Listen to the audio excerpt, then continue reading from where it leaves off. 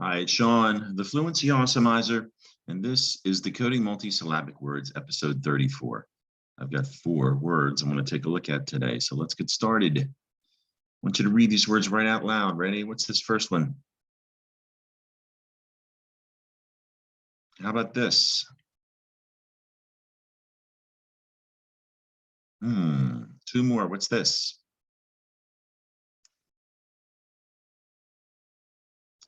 And this one.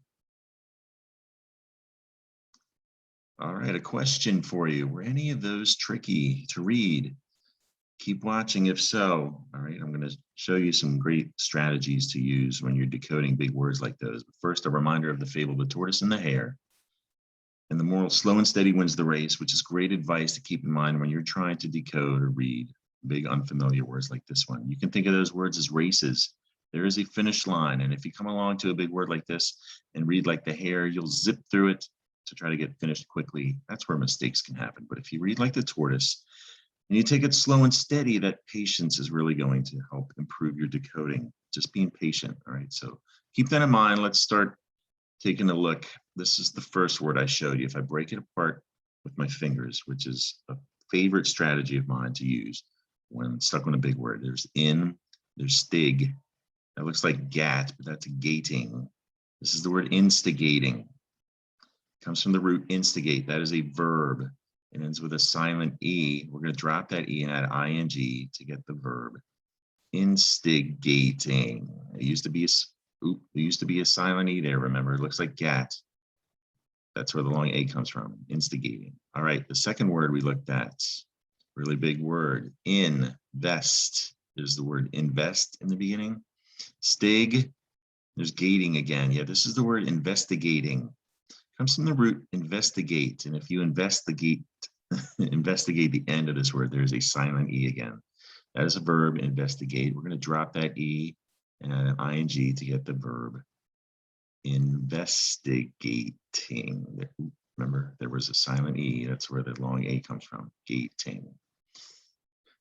All right, the third one, breaking it apart with my fingers, I can see the word mill. There's len, and that's an interesting ending there. There is an I. Did you notice that I when you read it? And there's not only that, but there's a confusing vowel pair, IU. This is a millennium. It says a millennium. So let's look at millennium. It has a root. It's a Latin root, mil. And mil in Latin means 1,000, which is confusing by itself because you think it means a million, right? Million.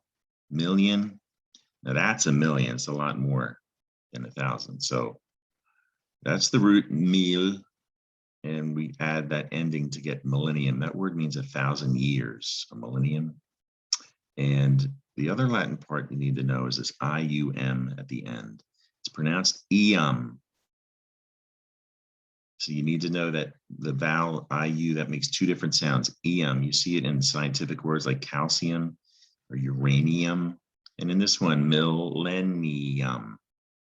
All right, the last word, breaking it apart, there's al. Lum, looks like lum, min. Yeah, this is the word aluminum. And aluminum has a Latin root too, alumen. And alumen in Latin, that's a long U, by the way, alumen. That means it's a bitter salt. And in English, we use the word alum. And alum, you can find it in the spice section at the grocery store, alum. So it's like a salt. And then that's where the word aluminum comes from. They put that inum on the end. But that's different. They named this metal aluminum, and you know it from soda and aluminum foil. Aluminum. Okay, that's it for today's video. Subscribe to my YouTube channel or follow me on Facebook for more helpful videos like this one to use to improve your decoding. You go to my Facebook page, my photos. There's a great album full of reading challenges that I've written to help you improve your decoding and also awesomize your fluency. And to get to YouTube or Facebook, if you haven't been there yet, just search the Fluency Awesomizer. All right, hope you enjoyed the video. Come back and see me soon.